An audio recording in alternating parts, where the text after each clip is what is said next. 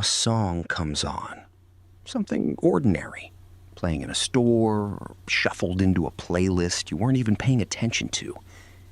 And suddenly, you're not standing where you are anymore. You're somewhere years ago.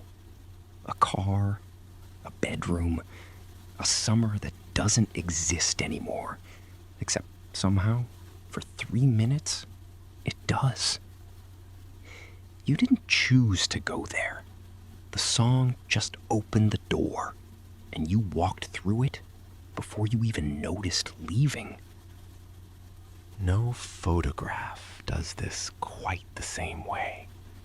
No smell, no old text message, nothing else reaches back and pulls a whole moment forward so completely, so instantly, without asking permission first.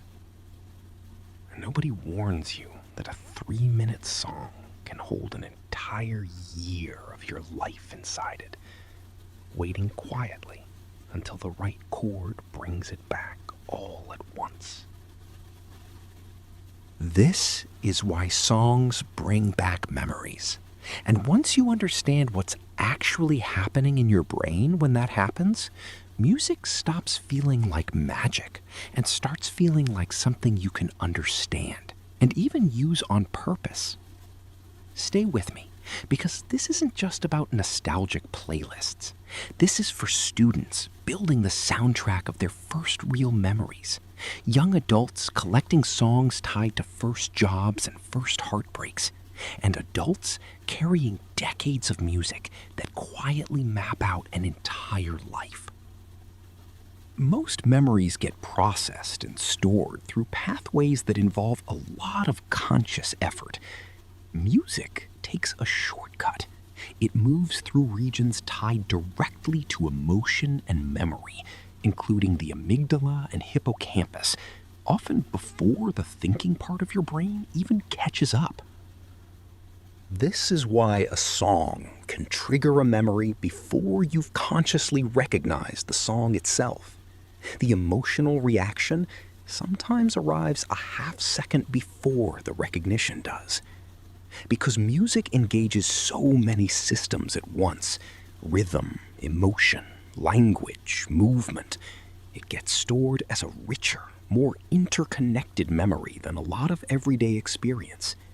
One song becomes a thread tied to dozens of neurons, all firing together. This isn't a coincidence or a poetic exaggeration. It's a documented feature of how the brain encodes sound alongside emotional experience. But it does mean the memories music brings back aren't random. They're some of the most deeply wired memories you have. Researchers studying music and memory have found something remarkably consistent across almost everyone they study, something often called the reminiscence bump. When people are asked to name the songs that mean the most to them, the overwhelming majority come from one specific window of life, roughly the ages of 12 to 22. It doesn't matter what decade someone grew up in, or what genre they preferred. The pattern holds. Songs from that stretch of adolescence and early adulthood get remembered more vividly, tied to stronger emotion than songs heard earlier or later in life. Scientists believe this happens because that window is when identity is actively forming. First independence, first heartbreak, first real friendships, first sense of who you are apart from your family. Music absorbed during that period gets fused permanently to those formative emotional moments. This is why a song from someone's teenage years can still bring tears decades later, while a song from last month, however catchy, rarely carries the same weight. It's not really about the song. It's about what life stage was happening underneath it. Songs don't just carry memories. There are a handful of other things music quietly holds on to, things almost nobody notices until the right track plays. Identity gets carried first. The music someone loved at 15 often becomes part of how they understand who they were, an anchor point for a version of themselves that existed before everything else changed. Relationships get carried next. A song shared with a friend, a partner, or a parent becomes inseparable from that person, so that hearing it again can feel like a brief, involuntary visit with someone who isn't there anymore, whether through distance, a breakup, or loss. And time itself gets carried the most. A song can compress an entire era, a school year, a relationship, a job you no longer have, into 3 minutes, letting you feel the whole shape of that period again in a single listen. For a student, this often means a song instantly returning them to a specific classroom, a friend group, or a summer that felt endless at the time.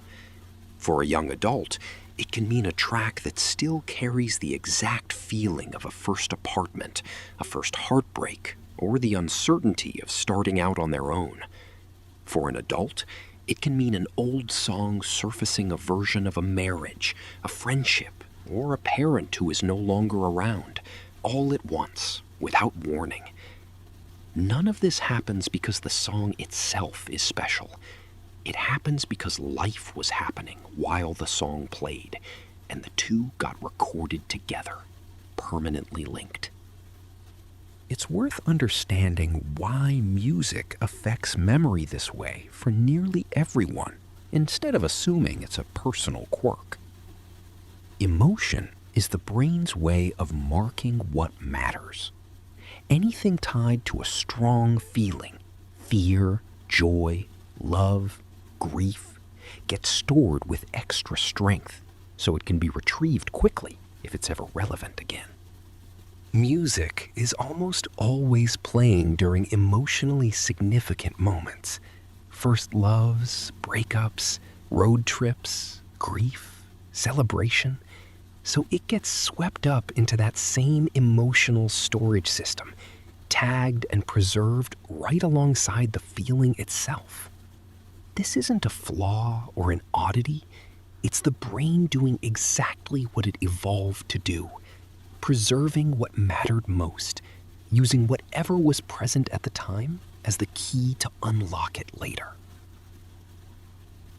Picture two people hearing the same old song, years after it was relevant to either of them. The first hears it, feels a brief flicker of familiarity, and moves on within seconds. The song registers, but nothing more happens. It plays in the background of an unremarkable afternoon. The second hears the same song, and for a moment is fully somewhere else. A specific room, a specific person, a specific version of a life that no longer exists in quite that shape. The song isn't just heard, it's relived. The difference isn't the song, it's what each person's brain had wired to it. For one, the song was just sound. For the other, it was the emotional soundtrack to a moment that mattered enough to be remembered in full. How to use music and memory on purpose. The first step, recognize that the pull a song has over you isn't random. It's a direct line to a specific emotional moment your brain decided was worth keeping. Build intentional playlists for the seasons of your life you want to remember. Attaching music to a trip, a friendship, or a milestone while it's happening gives your future self an easier way back into that exact feeling. Let yourself sit in the memory when a song brings one back, instead of skipping past it. A few minutes of fully feeling an old memory, rather than rushing away from it, often brings more comfort than distraction does. Use music deliberately during hard seasons of healing, not just happy ones.